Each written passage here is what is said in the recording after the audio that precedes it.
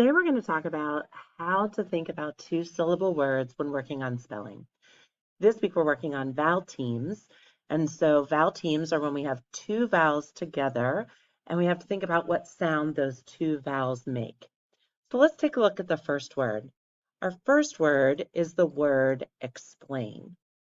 Now, if I were to think about this word just in terms of dividing it and reading it, I'm going to write it on my whiteboard.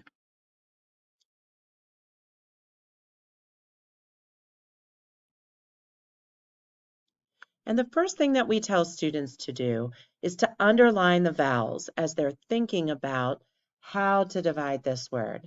So the first thing we're going to do is underline the E, and then the AI together are our vowel team. Once they have these vowels, we think about how many consonants are between. So they know to count in between. 1, 2, 3. They know that if there are 3 consonants in between, that we need to keep the BFFs together. Yep, that's right, BFFs, best friends.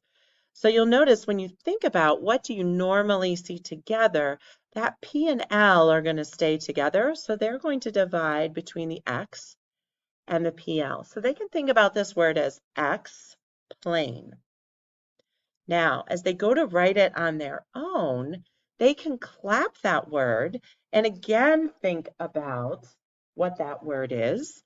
So in explain, when they go to write it on their own, you're going to have them think about clapping for 2 different syllables. So they can even draw a box like this and put a line in it to help them.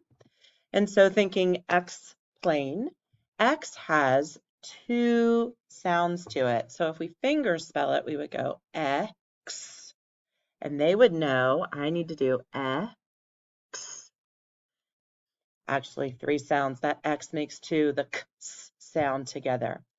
Then for plain, they're going to do something very similar. They're going to think about P, O, A, N.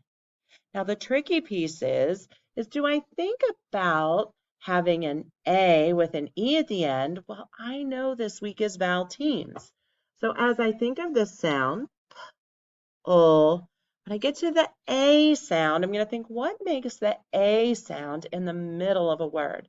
What's going to give that long A? Well, there's one vowel team that usually does that in the middle of a word. It's AI.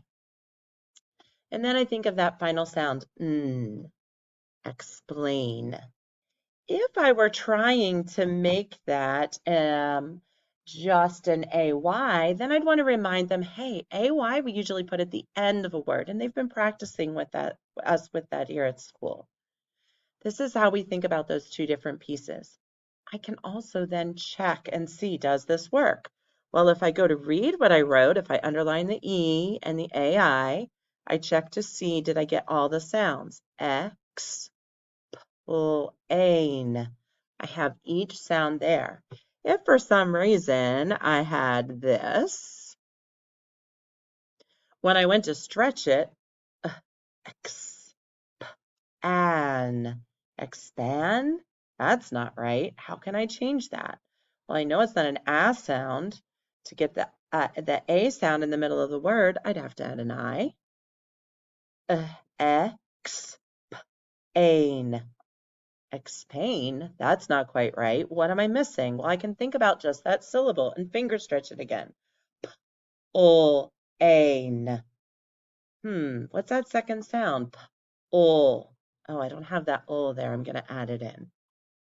Now, of course, I wouldn't have the word written above, but this helps them to check when they finger stretch each sound, it makes sure that they have it in the spelling word. And as I think about those different vowel teams, sometimes I'll use little tricks to help me along so that I can remember what that vowel team is. Or if there's a schwa, I might say it without the schwa to remember it. It's my first little trick for you today, and I'll share another one with you soon. Thanks for watching.